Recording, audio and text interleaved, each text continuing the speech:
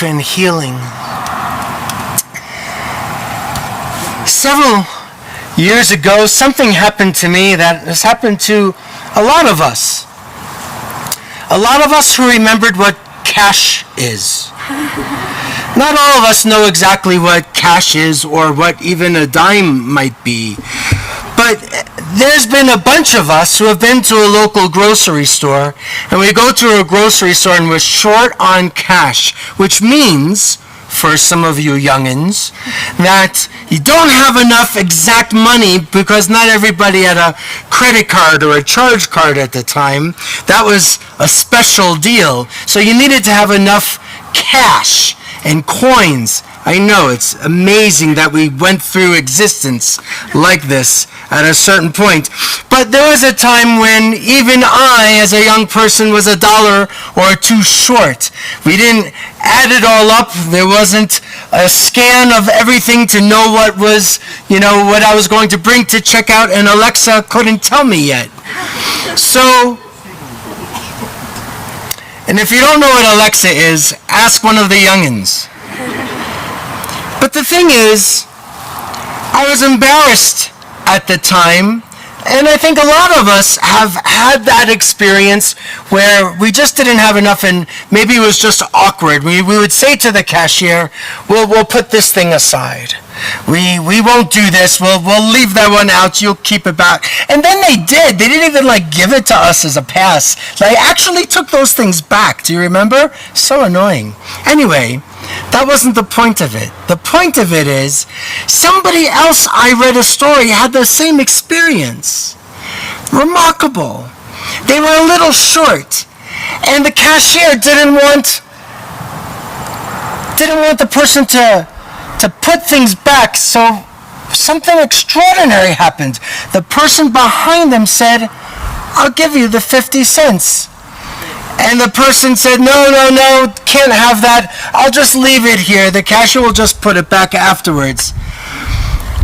And then the person behind this woman who wrote the story, Irene Goldfarb of all people, said, "You don't have to pay it back. Pay it forward."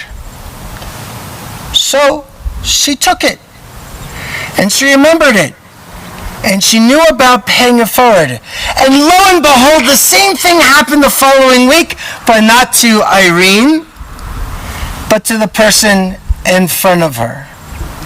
And she said to her, "Go ahead, pay it forward." And only then would that person be willing to accept the extra nickel. Do you remember a nickel? It seems so simple. It seems so lovely. It seems ordinary. But I kind of feel what Irene was sharing, like I had to always pull back the groceries, but she had an experience of somebody say, "Pay it forward." And I find that to be extraordinary, because a lot of us would just watch them be awkward when they didn't have enough money to pay it forward. How revolutionary! The truth is, Irene wrote, "I've often wondered how many times that dollar a quarter has traveled the world. The entire experience confirmed for me that even a small gesture of help could have broad consequences. Truth is, countless people have helped me in my life. Countless. Often in ways unknown to me. I don't have any idea how. But if I think about it, because that's true, I have an obligation to do the same and pass it forward." As I think about Irene's story, I realize Jewish values that I've learned from my parents in East Meadow, my family growing up, and even beyond that to ancestors whom I have never met. The very first words that we read in Torah this week, "See, this day I've set before you a blessing and a curse."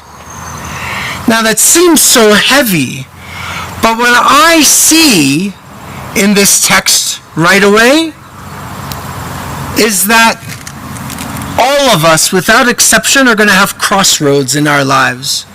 We're going to have a path to choose. And our choices are really important. And sometimes I could let the person in front of them feel a little awkward and just kind of wiggle through it and leave the milk with the cashier, or I help them through it. I see them for who they are. Someone who just needs a little bit of milk. Actually, I don't even buy milk anymore. It's oat milk. But to see them and to recognize ourselves in them, I think that's something that's extraordinary. We have choices. And those choices can be blessings or they can be curses. I think a lot of us, when we think of heroes, we think of only the people that everybody knows about. Folks that have massive parades or have a Torah named after them like Moses. Rabbi Dov Peretz Elkins, years ago, shared a little message about heroism. He said, true heroism is that of the simple folk who do their daily job without fanfare or fame, but whose influence is like a pebble in a pond that creates ripples that spread far and wide. Sort of like that person on the cashier line and paying it forward. Can we look at those folks, you folk, as heroes, willing to put a pebble in the water and watch the ripples and see how goodness becomes contagious? Sometimes when I think of heroes, I think there was a time when I learned a lot about folks who won certain awards, like the Congressional Medal of Honor. And John William Finn was an ordinary man living on 90 acres in Pine Valley, California. He was a foster parent to Native American children before he died at the age of 100. And the year before he died, in an interview, because some people did find him to be a hero, he was interviewed. And when he was asked about his heroism, he said, that damn hero stuff, it's a bunch of, well, I can't say it. I can't. Then he says, you got to understand that there's all kinds of heroes, but they never get a chance to be in a hero's position. You see, John William Finn was a celebrity in some circles because he won the Congressional Medal of Honor. He was the last medal recipient of the attack on Pearl Harbor. His medal was given to him because the day that he was leaving base and driving his new Ford pickup truck, he heard aircraft overheard, and he saw the symbol of that rising sun on the plane's wings. He turned his pickup around, and the rest is history. And he owned that truck until he died. Let me share what was written in his citation, just so we can acknowledge his heroism. It said, December 7th, 1941, he promptly secured and manned a .50 caliber machine gun mounted on a stand in a completely exposed section of the parking ramp, which was under heavy enemy machine gun fire. Although painfully wounded many times, he continued to man this gun and to return the enemy's fire vigorously and with telling effect throughout the enemy bombing attacks, and with complete disregard for his own personal safety. It was only by specific orders that he was persuaded to leave his post to seek medical attention. Following first aid treatment, although obviously suffering much pain and moving with great difficulty, he returned to the squadron area and actively supervised the rearming of returning planes. So, what makes a hero for you and me today? for me, clearly it's somebody like Lieutenant John William Finn, may his memory be for a blessing, as well as the person behind us offering a quarter or a dime. They're not the same, but they both have this piece of heroism inside of them. Our tradition says that we have to make decisions, and our decisions are going to have consequences. See, this day I've set a blessing and a curse right in front of you. We, I think, have to open our eyes a little bit more. We need to make choices fully aware, as best as we can, of what's in front of us. The Torah teaches if you choose blessings, you will be blessed. And if you choose curses, well, you're going to face the consequences. We have choices to keep for ourselves and our families and our loved ones and our friends. We can focus perhaps on things that are just all about us.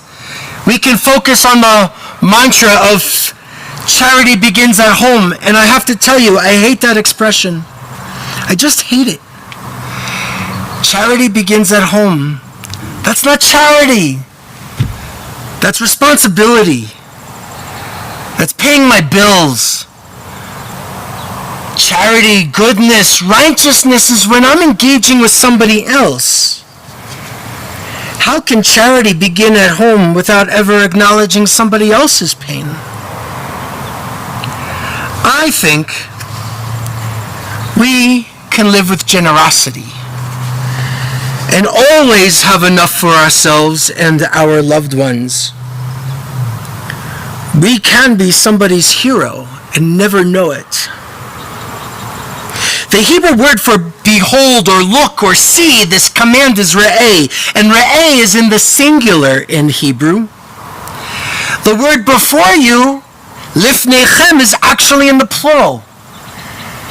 And as good students in English with teachers around, we were told that there has to be this consistency in a sentence, but here they break in the rules. They're talking in the singular and in the plural. Naturally, the rabbis have a response to that, not because they're grammarians. The Kotzker Rebbe, one of the great Hasidic teachers, says that while the Torah was indeed given to everyone, it was placed before each and every person, individually. Each individually can only behold in it that which they are capable of seeing. So it's given to all of us, and it is given to each of us as we are able to encounter it. We don't have to be like Lieutenant Finn. We don't have to be like the person sitting next to us. I think if we can be our most authentic selves, the truth is, we can find inspiration and be moved to take care of the person behind us. Kind of that simple. And it's not so easy. I believe we can still be inspired. And I believe we can say that if we can be inspired, we can manage what we see in the crossroads in front of us. We can make the choices that matter, and we can be the hero for just one.